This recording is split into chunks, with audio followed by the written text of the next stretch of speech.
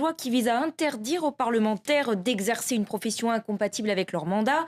Dans la ligne de mire notamment, Philomé, les médecins ainsi que les avocats qui sont nombreux à l'Assemblée lever de boucliers au sein de l'hémicycle pour le moment. Pour Éric Decouty, l'ampleur du projet de loi va permettre d'évaluer, je cite, la détermination du gouvernement à en finir avec certaines pratiques.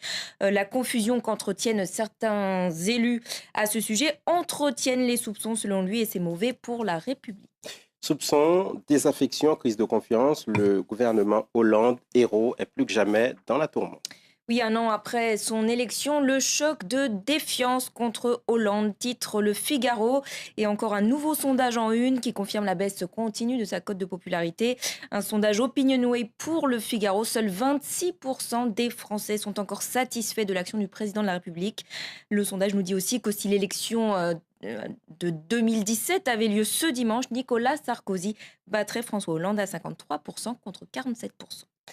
Les Échos qui font leur une sur l'évasion fiscale et une coalition mondiale contre cette évasion fiscale. Effectivement, la une des Échos est consacrée au sommet du G20 où l'on parlera de lutte contre les paradis fiscaux. C'est en tout cas le souhait de la France et des États-Unis qui veulent imposer en fait l'échange automatique d'informations pour accélérer la lutte contre l'évasion fiscale. Et un coup d'œil Philomé aux autres unes de ce matin. Les facs à l'heure de la pénurie, c'est la une de l'UMA. Autonomie forcée, manque de moyens. Les présidents d'universités expriment leur inquiétude dans les colonnes de l'Humanité. En une de La Croix, comme on le voit ici, une nouvelle charte pour l'enseignement catholique en France. La conférence des évêques a adopté un nouveau statut pour l'enseignement catholique en France qui renforce l'autorité justement des évêques sur ces établissements. Et un conte de fées en une du Parisien ce matin pour une Française qui avait jusqu'alors du mal à payer ses factures et qui vient d'empocher un petit jackpot de 26 millions d'euros. À l'euro million, elle raconte sa nouvelle vie dans le Parisien. Et c'est sur cette bonne nouvelle que nous refermons cette première tranche de Paris Direct. Dans moins de 3 minutes, Vincent Roux est avec vous pour une nouvelle tranche d'information sur notre chaîne.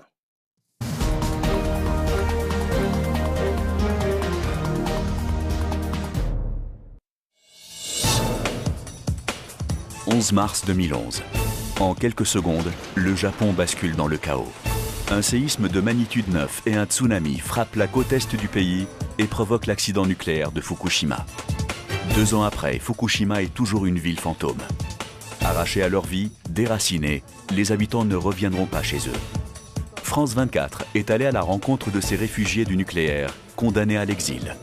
Billet retour à Fukushima, un reportage inédit à découvrir sur France 24.